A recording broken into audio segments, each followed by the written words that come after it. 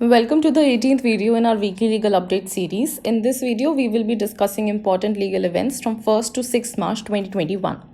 In first important news, the Supreme Court has said that proceedings under Section 34 of the Arbitration and Conciliation Act will also be covered under Section 14 of the IPC. In the case of P. Mohan Raj versus Mrs. Shah Brothers Ispat Limited, the court has noted that an application under Section 34 of the Arbitration and Conciliation Act to set aside an award is covered by moratorium under Section 14 of the Insolvency and Bankruptcy Code. In second important news, the Supreme Court has said that even if winding up petition is pending, insolvency proceedings are maintainable against the same corporate debtor.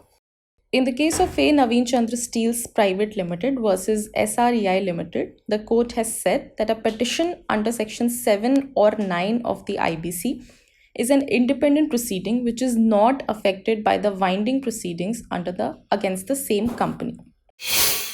In third important news, the Supreme Court has said that amount paid by Indian companies to use foreign software is not royalty and it will not be susceptible to any kind of tax liability in India.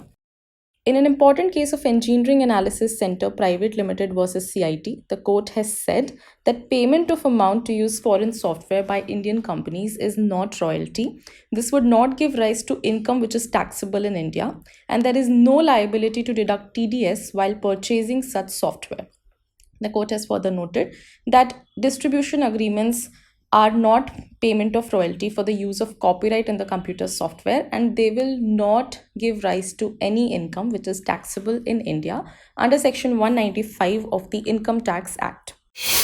In fourth important news, the Supreme Court has said that writ jurisdiction under Section 226 of the Constitution can be used to quash FIR if it is found to be abuse of process of law.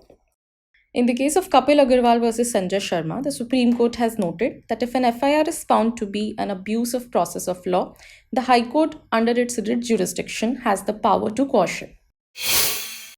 In fifth important news, the Supreme Court has said that OBC reservation cannot exceed 50% in reference to a Maharashtra law. In the case of Vikas Kishan Rao Gawali versus State of Maharashtra, the Supreme Court has read down Section 12(2)(c) of the Maharashtra Jilla Parishad and Panchayat Samiti Act 1961, which provided for 27% reservation in the favor of OBCs.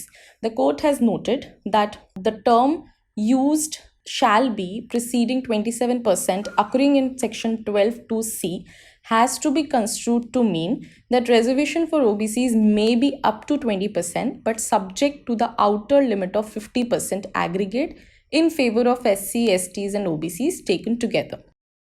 This brings us to the end of our video. If you like our content, please like, share and subscribe to our channel.